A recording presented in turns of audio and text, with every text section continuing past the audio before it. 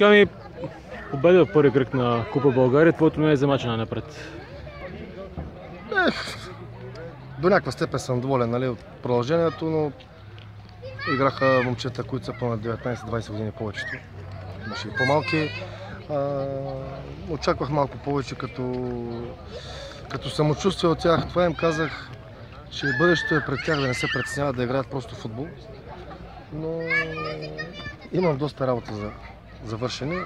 Аз не се страхувам.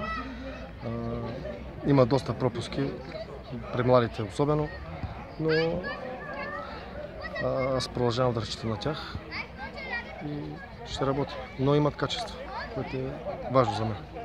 Дончо, в края на мач тук стана една ситуация. Как ще я коментираш? Грозно, изключително грозно.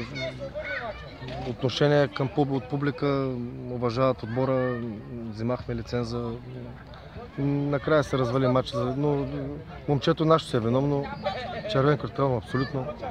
Удар без топка, няма как, няма шанс да не е червен картон.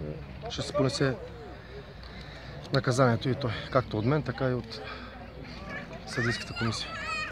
Неделя ни предстои домакински мач с Симитли. Да очакваме ли така някакви промени сериозни в състава за тази среща? Във време до матча, всеки матч е сериозен за нас. Мисля, че ще се развиваме с всеки матч по-добре ще бъде. Нормално първият кръг беше така малко, бяха стъписани последните, първото по време, особено средата. После поотпуснахме. За мен има голямо бъдеще отбора. Трудолюбиви момчета са. Това е важното за мен. Промени сигурно ще има, но сега на този етап не мога да кажа още. Последно те питам здравословно, какво е състоянието на Манчев, на Керчев? Има някакви други проблеми здравословни в отбора?